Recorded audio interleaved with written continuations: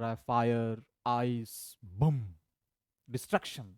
एक goal set हो गया आपका कि आपको पढ़ना है, दैट्स ऑल, बस आपको पढ़ना है। Hello and welcome to the Times English classes.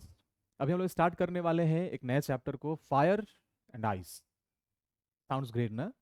ऐसा फील हो रहा है ना कि एक तरफ से वो RRR मूवी वाला कोई सीन चल रहा है, फायर, आइस, बम, डिस्ट्रक्शन।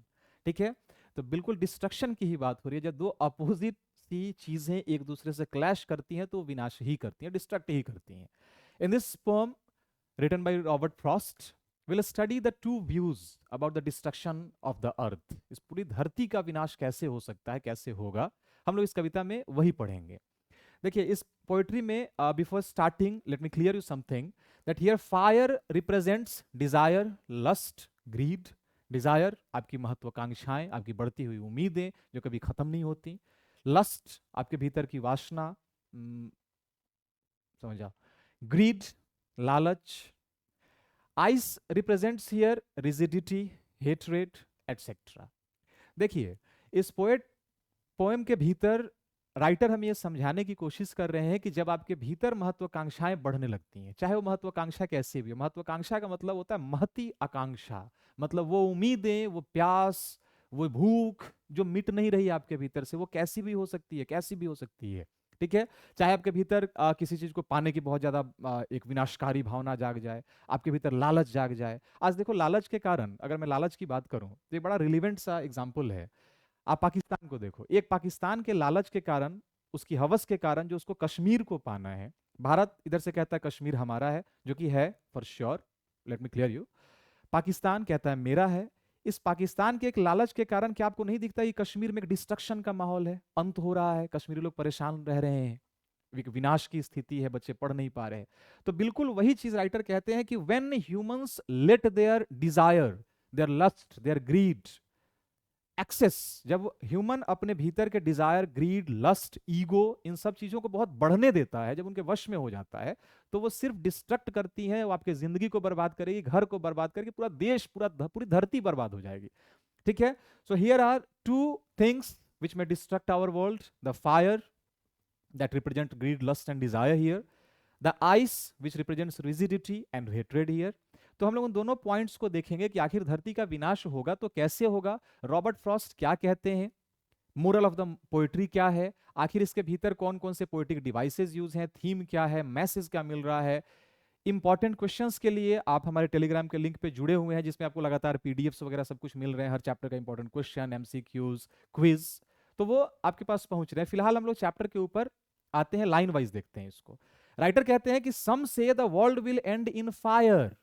कुछ लोग कहते हैं कि धरती आग में जल के खत्म होगी, मतलब कुछ लोग कहते हैं कि धरती डिजायर, लस्ट और ग्रीड के कारण खत्म होगी। सम से इन आइस, कुछ लोग कहते हैं कि धरती रिजिडिटी और हेटरेट के कारण, ईगो के कारण खत्म होगी। From what I have tasted of desire, desire, look, fire, चीजों को समझो। From what I have tasted of desire, लेकिन जो मैंने देखा है डिजायर के अलावा, डिजायर से तो धरती खत्म होगी ही। From what I have tasted of desire I hold with those who favour fire. तो जो मैंने महसूस किया है धरती के विनाश की वजह, वो फायर है, यानी डिजायर, लस्ट और ग्रीड, ये चीजों को बहुत जल्दी खत्म करने वाली है। यहां पे दो चीजें निकल के आती हैं कि Robert Frost, what according to Robert Frost will be the main reason of destruction, that is fire, desire, lust और ग्रीड। तो कुछ लोग कहते हैं कि धरती आग में जल के खत्म होगी, कुछ कहते हैं कि धरती बर्फ में दब के खत्म होगी। जो मैंने अपने से महसूस किया है, तो मैंने ये पाया है कि धरती आग में जल के ही खत्म होगी। लेकिन but if it had to perish twice, perish destruction, तबाही, ठीक है, तबाही, लेकिन but if it had to perish twice, लेकिन अगर इसे दो बार, धीरे धीरे, बार बार खत्म होना है, I think I know enough of hate, तो मुझे लगता है कि मैं नफरत के अलावा भी एक विकल्प जानता हूं, टू से, अगर कहूं, that for destruction ice is also great and would suffice, तो बर्फ भी एक बेहतर पर्याप्त विकल्प हो सकता है। ठीक है, तो ये पोएट्री है। अब हम लोग इसमें ये देखते हैं कि आखिर इसमें डिवाइसेस कौन कौन से मिले हैं। कमिंग, हम अगर डिवाइस की बात करें तो सबसे पहले हमें यहाँ पे एलिट्रेशन देखने को मिल जाएगा, ये एफ एफ फेवर, फायर, ये हमें यहाँ देखने को मिल रहा है एलिट्रेशन। दूसरा, हमें यहाँ पे देखने के लिए पर्सोनिफिकेशन मिल रहा है। पर्सोनिफिकेशन कैसे मिल रहा है?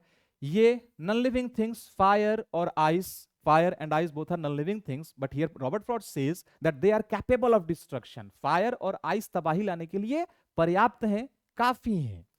ठीक है, फिर इसके बाद हमें यहाँ पे एक और पोएट्री डिवाइस देखने को मिलती है। अगले पोएट्री डिवाइस को अगर हम लोग देखें तो यहाँ आप सेकेंड स्टेंजा के थर्ड लाइन में अगर आ जाएं, from what I have tasted of Dzire, यहाँ इस लाइन में हमें इमेजरी देखने को मिल जाएगा। राइटर डिजायर को टेस्ट करने की बात करते हैं, तो ये पोएटिक डिवाइसेस हैं इसके भीतर। मोरल ऑफ द मैसेज ये है कि आपके भीतर किसी भी तरह की अगर डिजायर, कोई भी अगर एक फीलिंग अगर बहुत ज्यादा बढ़ने लगती है, एक लेवल को पार करती है, तो सिर्फ और सिर्फ डिस्ट्रक्शन की तरफ ही लेके जाती है। 1 2 3, फिर देखते देखते सबका विनाश ही होने वाला है। इट मीन्स आप अपने ऊपर कभी किसी इमोशंस को हावी मत होने दीजिए। बस एक गोल सेट हो गया आपका कि आपको पढ़ना है, दैट्स ऑल, बस आपको पढ़ना है और इस चीज पे फोकस रखना है कि मेरे एक इमोशन के मेरे ऊपर हावी होने से, अगर आपके ऊपर लस्ट हावी हो जाता है, ये आपको विनाश की तरफ लेके जाएगा। अगर आपके ऊपर डिजायर हावी होता है, अगर आपके भीतर हेट्रेड हावी होता है कि मुझे इससे ज्यादा नंबर लेके आना है, ये ठीक है, लेकिन उसका नंबर मेरे से कम हो जाना चाहिए, मेरा नंबर उससे ज्यादा होना चाहिए, उसका ज्यादा कैसे आ गया, ये जलन है, ये आपको सिर्फ डिस्ट्रक्शन की तरफ लेके जाएगा, क्रिएशन की तरफ लेकर नहीं जाएगा। ठीक है, इस चैप्टर में जुड़ी लगभग जो भी चीजें हैं वो सारी ऑलरेडी आप लोगों तक पहुंचाई दी जा चुकी हैं टेलीग्राम लिंक के माध्यम से। See you, stay tuned and watch the next video for next chapters. Thank you.